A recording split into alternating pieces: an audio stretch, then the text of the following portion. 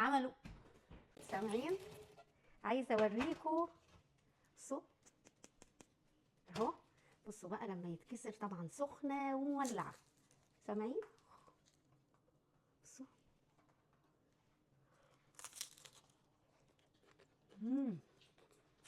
ايه الجمال ده؟ اهلا بيكم في اكله وضحكه. جربتوا قبل كده تعملوا سبرينج رول بالخضار في البيت ويطلع احلى من بتاع بره كمان؟ النهارده هنعمله بمكونات بسيطه وهيطلع مقرمش من بره ومن جوه كمان. انتوا جاهزين؟ يلا بينا. ودلوقتي هنقول على المكونات اللي احنا هنستعملها. انا جايبه عجينه السبرينج رول، ده بيجي منه مقاسات وبيبقى موجود في كل مكان، ده الحجم المتوسط. وجايبه كرنبايه هاخد نص، ويفضل في الوصفه دي تستعملي نوع الكرنب المدور مش الفلات. نص معلقه صغيره فلفل اسود، رشه ملح، 4 فصوص توم، قرن فلفل حار، جزرايه كبيره، كام فرع كزبره خضراء وده اختياري، لو عايزه تستغني عنه استغني، ومن 8 ل 10 حبات بصل اخضر، ملعقه كبيره صويا صوص، ملعقه كبيره نشا، معلقتين كبار دقيق. واخر حاجه في وصفتنا هو مرقه الخضار، معلقه صغيره مليانه مرقه خضار، وممكن تستعملي مرقه الدجاج. يلا بينا نبتدي نقطع الحاجات. دلوقتي انا قطعت الكرنبايه، خدت اقل من النص، هي دي اللي انا هستعملها. هنعمل ايه؟ عايزينها تتقطع رفيع خالص.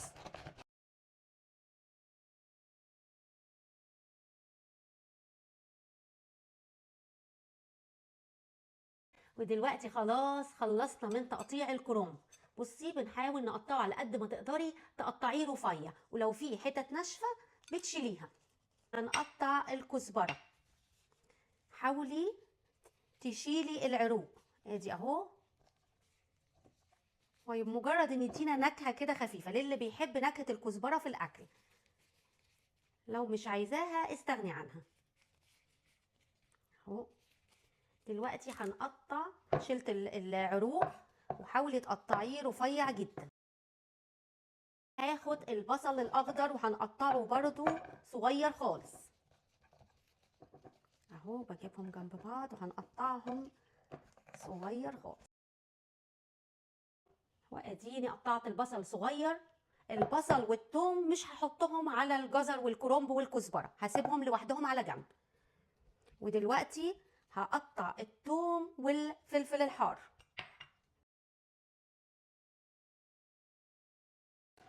ودلوقتي زي ما انتم شايفين ادي البصل الاخضر وادي الفلفل الحار وادي الاربع فصوص توم، كله بنقطعه صغير ومش هنحطه على الخليط. دلوقتي فاضل اخر حاجه نعملها هي ابشر الجزر. ودلوقتي خلاص بعد ما بشرنا الجزر، بصوا اهو، حطه على الخليط اهو.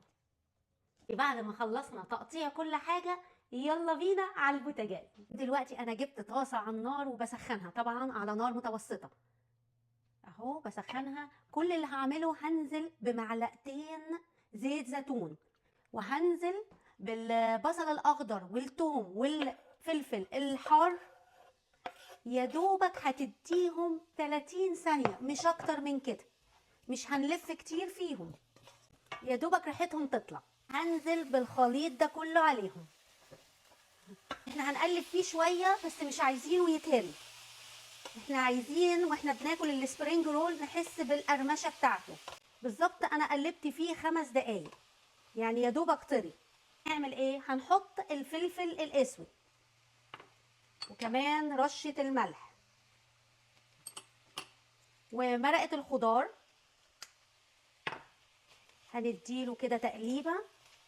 ودلوقتي خلاص هنزل عليه بمعلقه الصويا صوص. هعمل اخر خطوه، والخطوه دي مهمه جدا. معلقه النشا انا حطيت عليها 3-4 معالق ميه، يا دوبك دابوا، وهنزلهم على الخليط.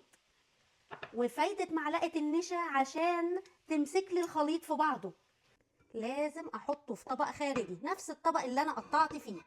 هسيبه يبرد خالص. بعد ما سبتها تبرد خالص وكنت كل شويه بقعد اقلب فيها عشان اضمن ان هي ما تطرليش العجينه. انا جبت المعلقتين الدقيق وحطيت عليهم بتاع ربع كوبايه ميه، عايزاهم يتقلوا عشان الدقيق دايب بالميه هو اللي هلزق بيه العجينه. دلوقتي هعمل ايه؟ ادي اهو هجيب، بصوا بتبقى رفيعه جدا. انا بالنسبه لي هاخد 2 فوق بعض، هستعمل كل 2 فوق بعض اهو. وهتجيبيهم هتاخدي من المثلث كده، هو اللي هيبقى ناحيتك، مش هنلف بالناحيه دي، لا احنا هنلف هيبقى الشكل كده اهو. هنحط 2 فوق بعض اهو، شايفين؟ وهناخد اهو شويه من الخليط اهو. يا ريت يبقى جنبك منديل عشان تمسحي ايدك وانتي بتلفي، الخليط ما يبقاش لازق من بره. وهتعملي ايه؟ هتديله لفه كده، هتدوسي عليه اهو كده، وهتتني الطرفين كأني بنعمل اي نوع من المحشي اهو كده، وتدوسي عليه وانتي بتلفي. هتيجي عند الجزء الاخير المثلث ده، هتقومي دهناه اللي هو الدقيق بالميه عشان يلزق وما يفكش مننا في الزيت، وتقومي لفه اهو.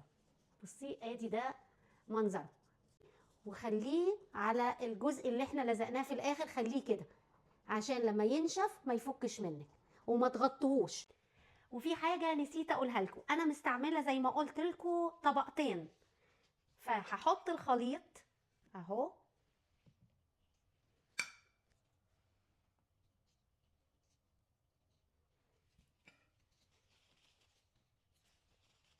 وبعدين هنقفل ونلف وبعدين هنتني.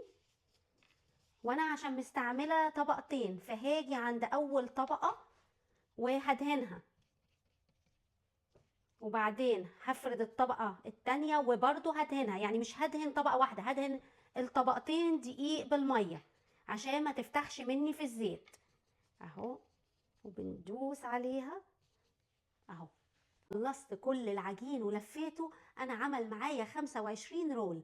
قدامك حاجه من الاتنين، لو هتشيليه في الفريزر تجيبي صينيه وتجيبي ورق زبده وتحطيهم بعاد عن بعض وتشيليهم في الفريزر، واول ما يجمدوا بتحطيهم في اكياس وتستعمليهم وقت ما تعوزي. والاختيار التاني لو عايزه تسويه دلوقتي. ودلوقتي انا هقلي جزء وهشيل جزء في الفريزر. اول حاجه عملتها حطيت شويه زيت يبقى غزير وعلى نار اعلى من المتوسط، واول ما الزيت يسخن هبتدي انزل فيه اهو. انا سامعه الزيت شكله ابتدى يسخن. هننزله من الناحيه اللي هي اللي قافلين عليها، هننزله كده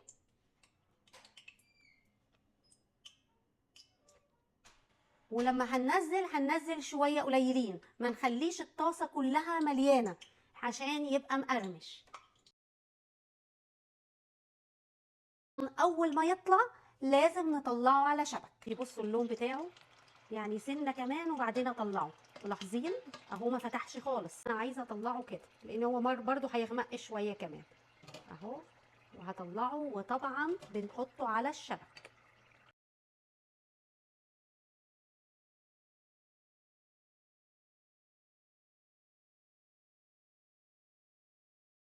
ودلوقتي اهو زي ما انتوا سامعين الصوت، الصوت.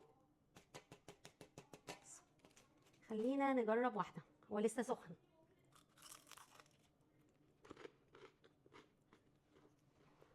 بصوا، بصوا الحشوه طعمها تحفه. يا رب الفيديو يكون عجبكم، اشوفكم المره الجايه، يلا باي.